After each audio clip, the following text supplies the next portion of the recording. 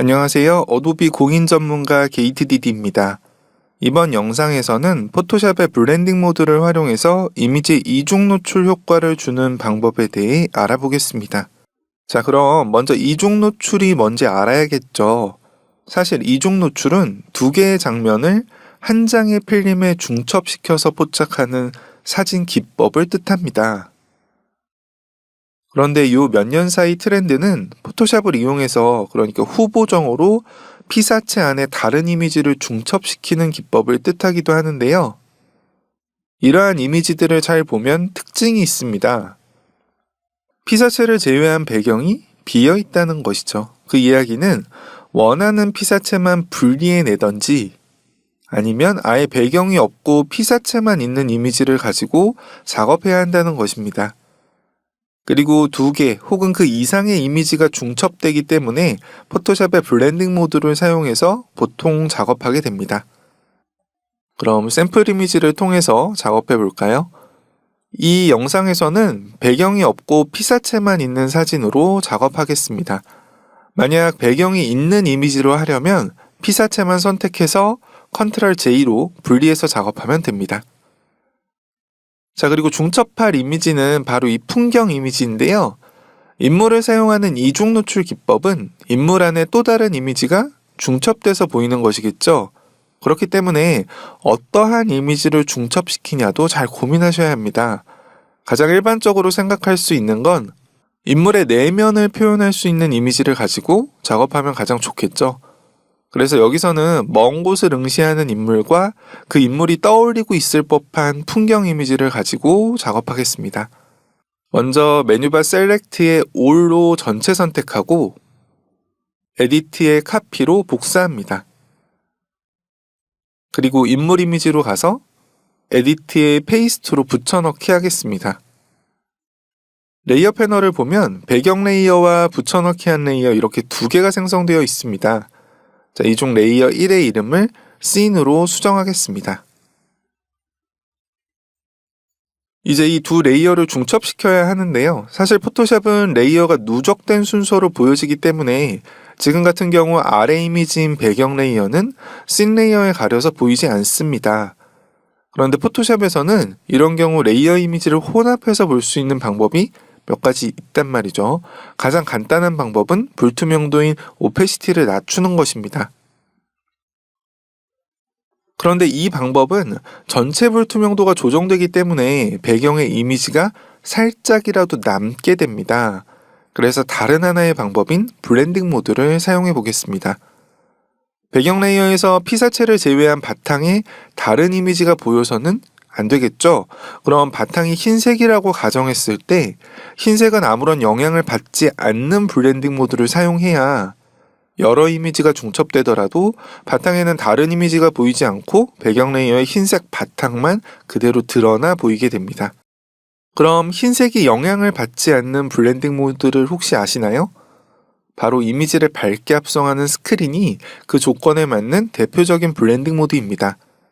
씬 레이어를 선택하고 노멀을 클릭해서 스크린으로 변경해보면 이미지가 전체적으로 밝게 합성되고 배경 부분에는 거의 풍경 이미지가 보이지 않게 됩니다.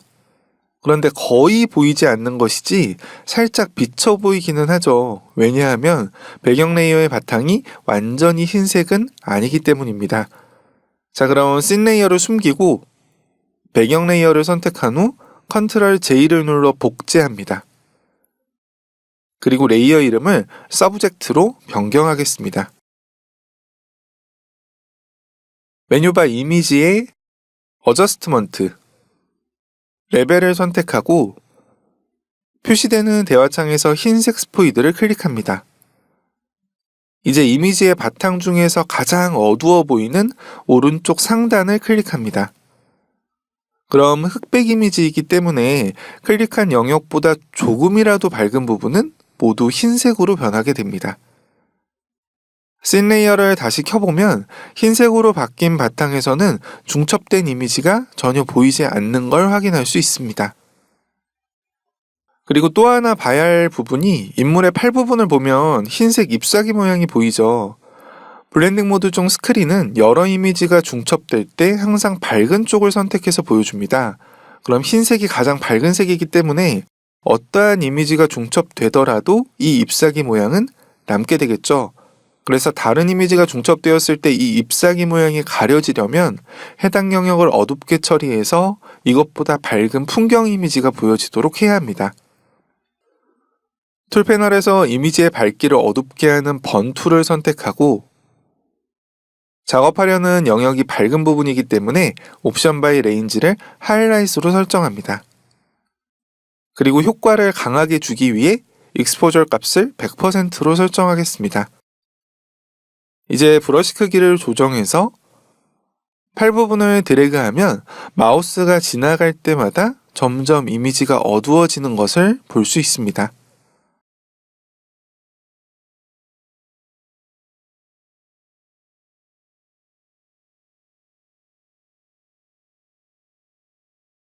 다시 씬 레이어를 켜서 보면 팔 부분의 풍경 이미지만 보이는 것을 확인할 수 있습니다. 자, 이제 인물의 구도를 보면 얼굴과 어깨 라인이 오른쪽 위에서 왼쪽 아래로 떨어지고 있죠. 그런데 중첩되는 풍경 이미지를 보면 이 계곡의 라인이 정반대로 가고 있는 걸 볼 수 있습니다. 그래서 인물에 맞게 좌우를 뒤집어주면 좀 더 효과적이겠죠? 컨트롤 T를 눌러 바운딩 박스를 표시하고 마우스 오른쪽 버튼을 눌러 표시되는 메뉴 중 플립 호리존털을 선택해서 좌우를 뒤집습니다. 드래그해서 위치를 조정한 후 엔터를 눌러 완료합니다. 저 계곡의 라인을 기준으로 위쪽은 인물의 얼굴이 강조되어 보이고 아래쪽은 풍경이 강조되도록 마스킹 처리를 하겠습니다. 씬 레이어에 레이어 마스크를 추가하고 툴 패널에서 브러쉬 툴을 선택합니다. 옵션 바에서 사이즈와 하드니스를 설정하는데 500픽셀의 20% 정도로 하겠습니다. 그리고 마스킹 처리를 할 때 한 번의 브러쉬질로 완성하는 것보다는 여러 번 드래그해서 덧칠하듯이 작업하는 게 좀 더 자연스러운 결과물을 만들 수 있습니다. 그래서 옵션 바의 오페시티를 약 15% 정도로 낮추겠습니다. 풍경 이미지의 상단을 가려야 그 아래 얼굴이 있는 서브젝트 레이어가 보여지기 때문에 레이어 마스크를 선택하고 정경색을 검은색으로 설정한 후에 얼굴 부분을 드래그해서 마스크 작업을 합니다.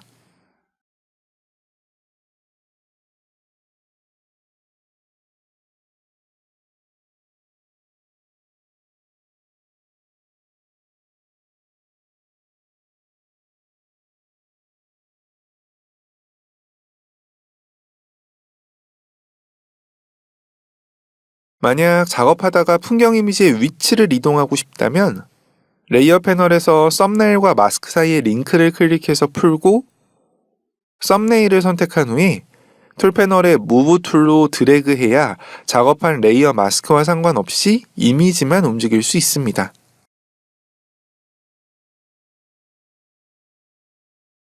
자, 여기서 작업을 마무리해도 되지만 만약 전체적인 색감을 하나의 톤으로 조정하고 싶다면 조정 레이어를 이용해서 작업할 수도 있습니다.